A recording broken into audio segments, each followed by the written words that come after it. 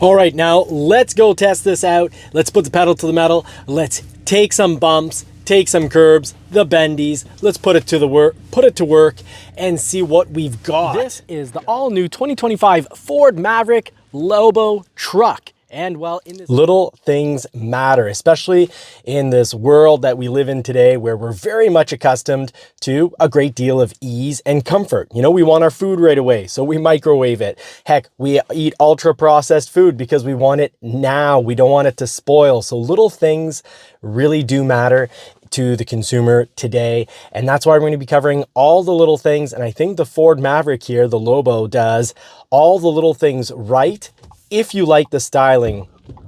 So the car was actually still on. It's just the motor had gone into rest mode. Here's a really nice, one of the many small things that Ford did right. As soon as you let go of that brake pedal, that engine is gonna start up again before you have a chance getting to the accelerator. So there's no annoying delay. You're not switching from the brake pedal and then pressing on the gas and having that annoying delay. So it's instantaneous. As soon as you let go of that brake pedal, and actually it's as you let go of the brake pedal, you don't even have a chance to release the brake pedal fully before the engine's back on. So great job, Ford. That's one small thing done right that would have annoyed consumers had you missed the mark. Now, secondly, when the engine turns back on, it's not very noisy, even with the radio off. That's a second nice thing, and that brings us to the third small thing that's important that manufacturers get right, that Ford did get right, and that's the sound system. We all know how many complaints there were for the Ford Bronco, especially Generation 1. The 2025s, I do find the sound system better. It doesn't rattle at 10 or 12 volume. It doesn't start to rattle around somewhere between 10 and 14 on the volume, depending on how high you have the bass.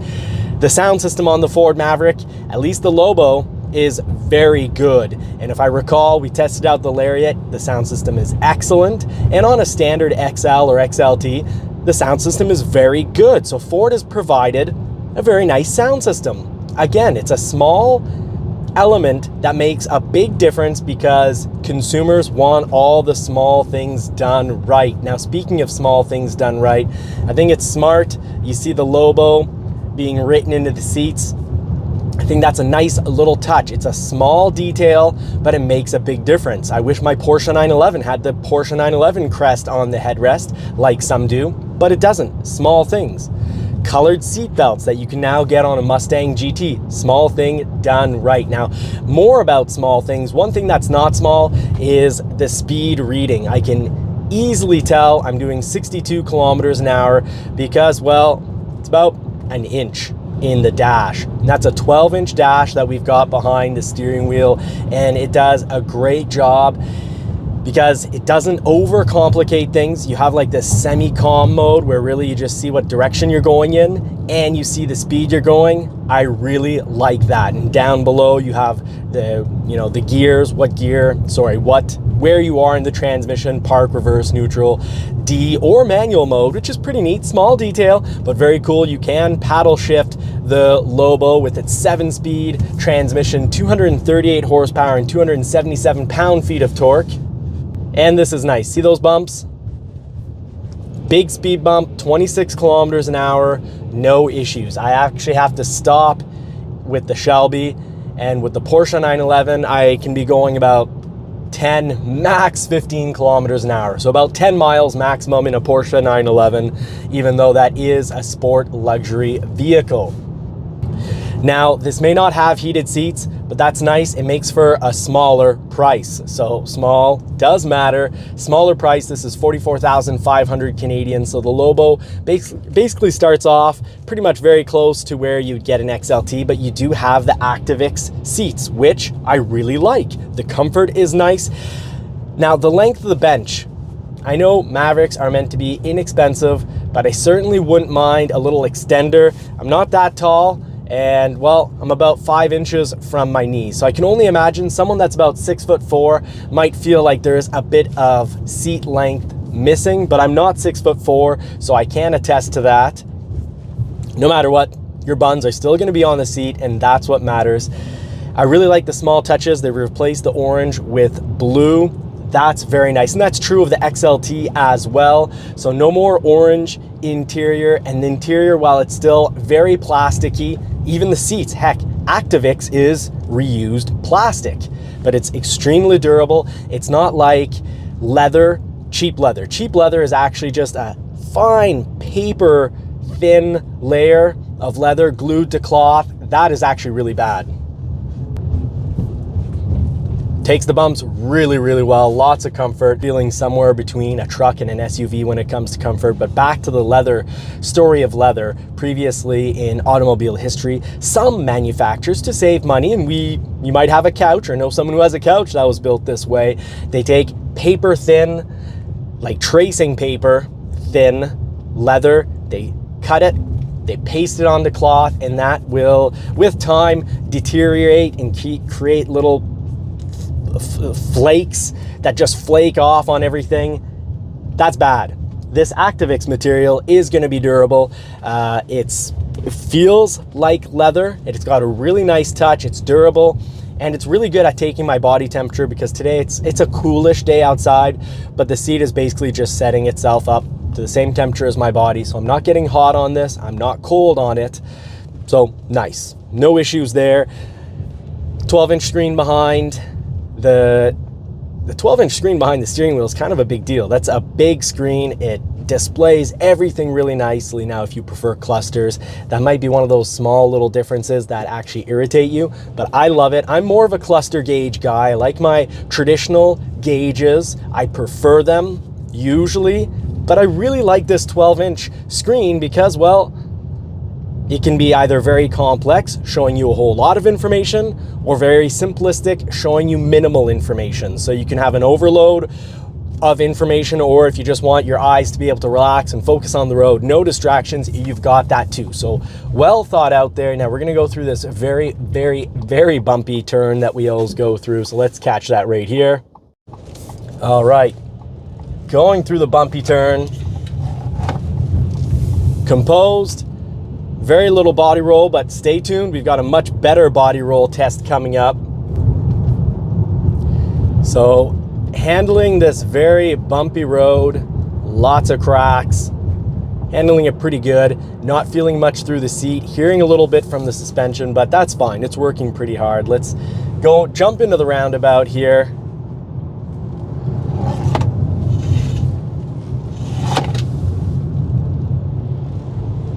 $50 kilometers an hour, very stable, great job. All right, for the acceleration test, there's a good example. I half released the brake and the engine came on, not much noise from it. Get it rolling.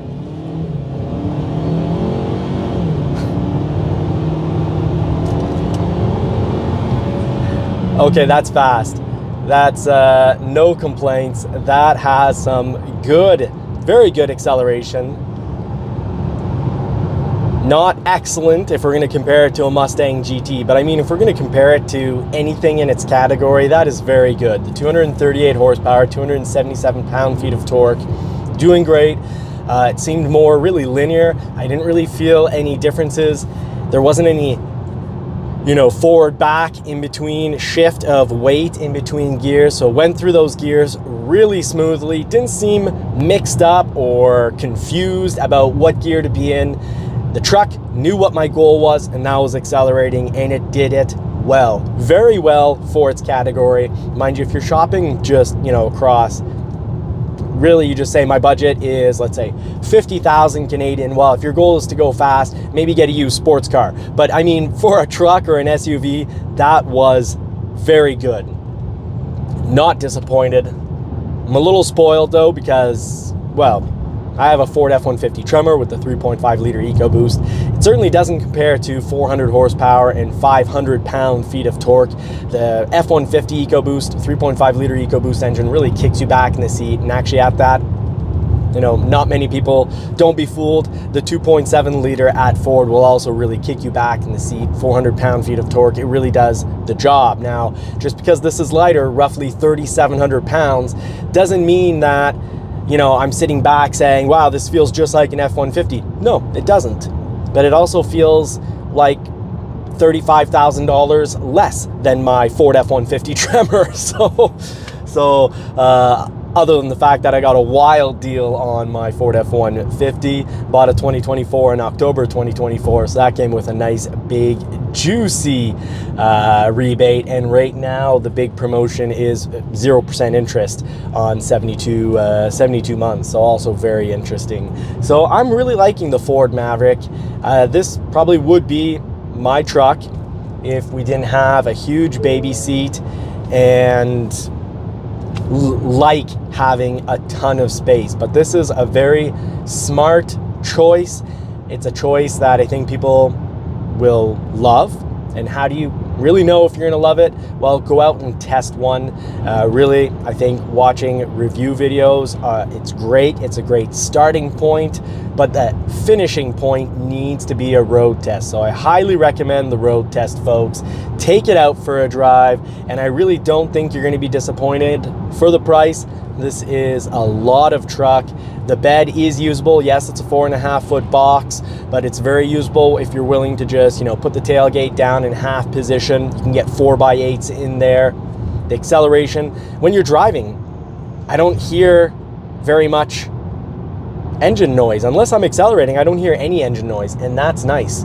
And yes, you hear a little bit of the outside. The Ford F-150 at roughly, $30,000 more for similar equipment, $35,000 more for similar equipment, I will say, does do a little bit better job when it comes to sound deadening. But it's also more money. So if you got an endless amount, get an F-150. If you want to save, get a Maverick. I really don't think you're going to be disappointed. Now, is it more, country? Is it more truck, country truck, cowboy boots and a cowboy hat?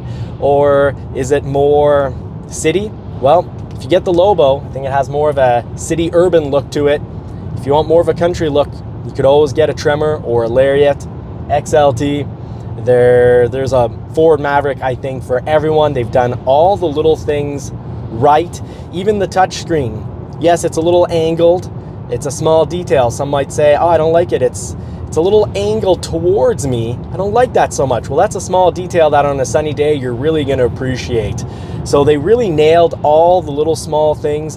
They didn't go over the top with interior materials, but the plastic looks great. And I'm very much willing to say that for the price, this is a great truck. All right, now let's go test this out. Let's put the pedal to the metal. Let's take some bumps, take some curbs, the bendies. Let's put it to work. Nice little water hole there.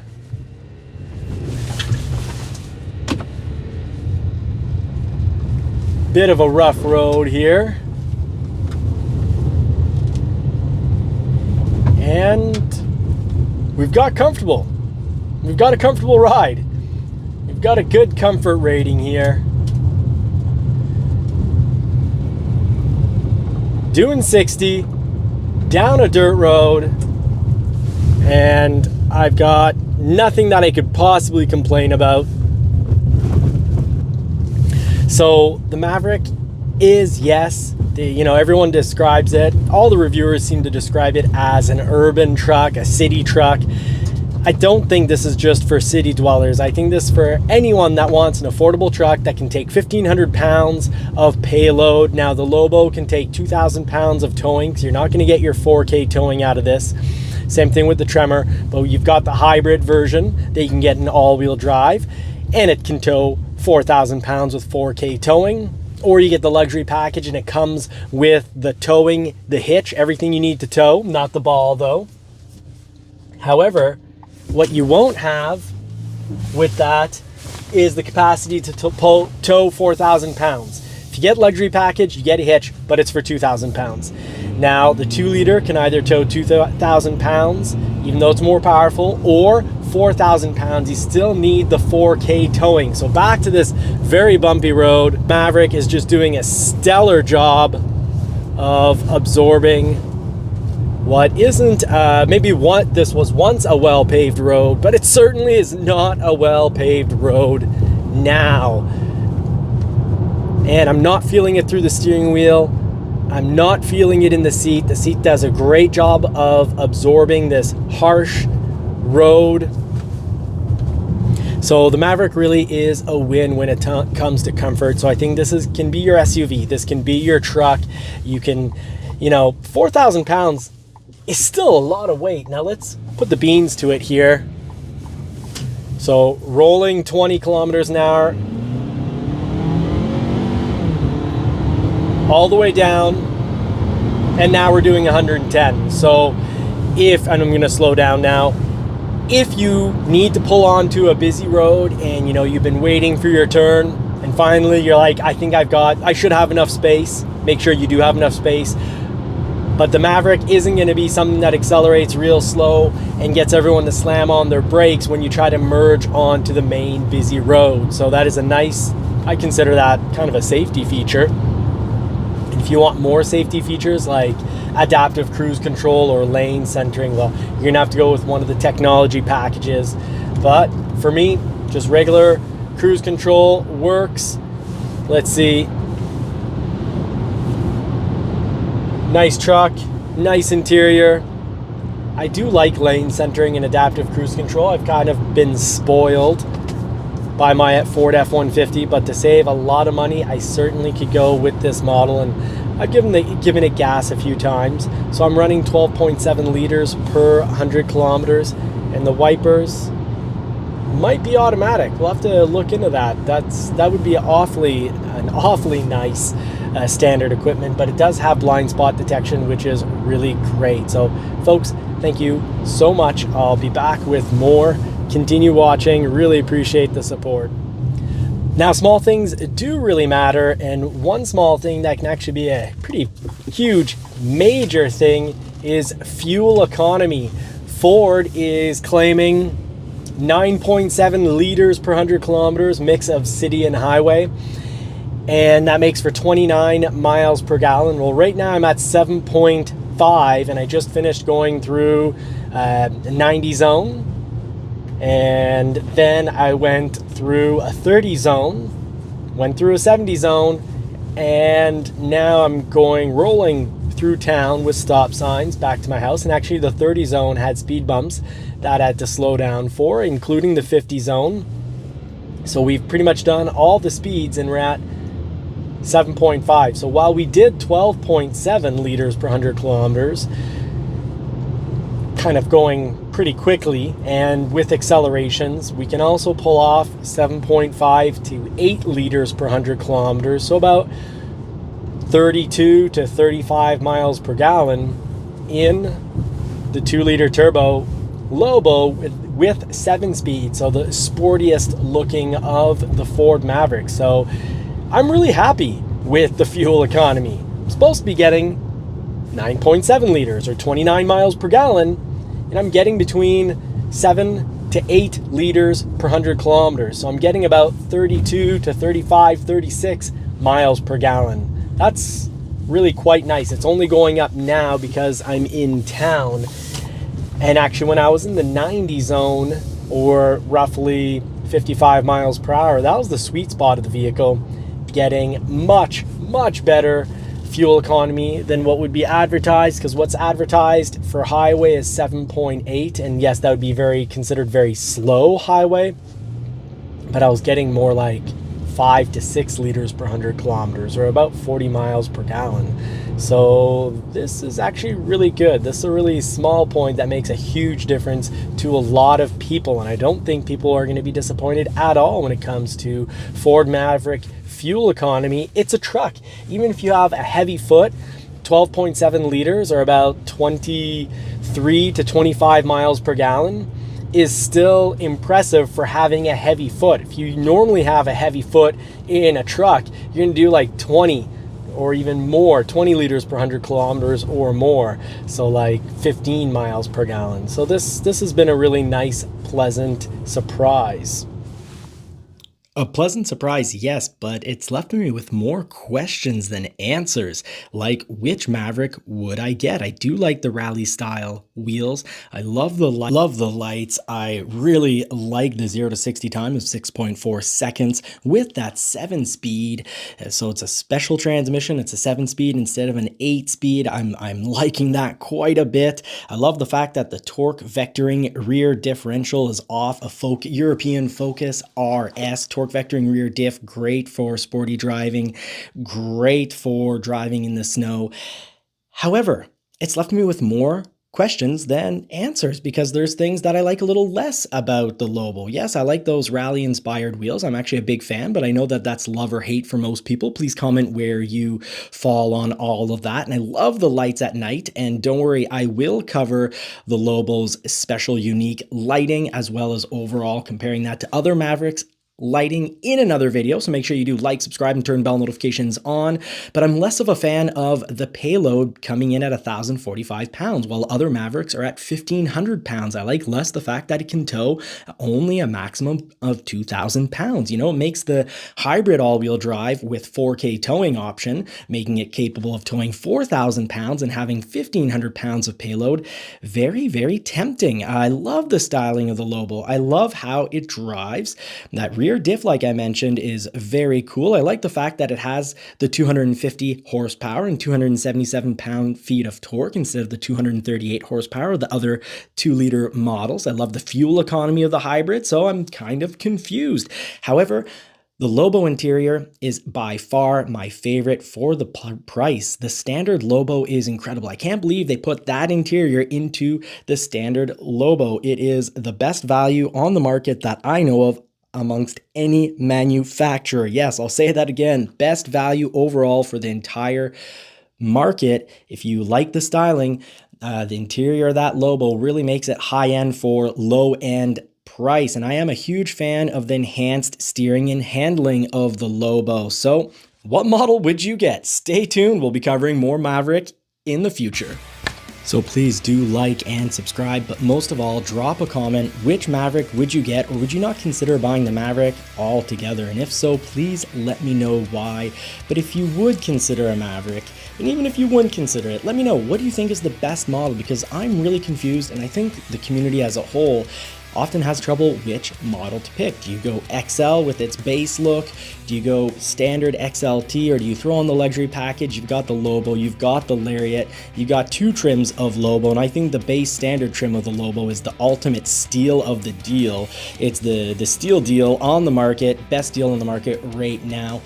And if you want to help out this channel, you can consider becoming a member. A special thank you to the members making all this possible. And check out one of our other videos. If you click on one of the videos that are being offered up at the end here, you'll have an option to pick a video or a playlist. If you hit that and do a playthrough of a video, you're really going to be helping the channel to grow. And with a bigger community comes more knowledge. So in the meantime, I wish you all more cars and more power, and hope you get to put the pedal to the metal on a car that you love sometime real soon. My goal here, I'm Johnny, and at Johnny's Car Care and Reviews, I want to help save you thousands. Make sure you don't get fooled, that you get the real deal. So as you can see, I love the Lobo Maverick with just a few caveats. Take care, folks.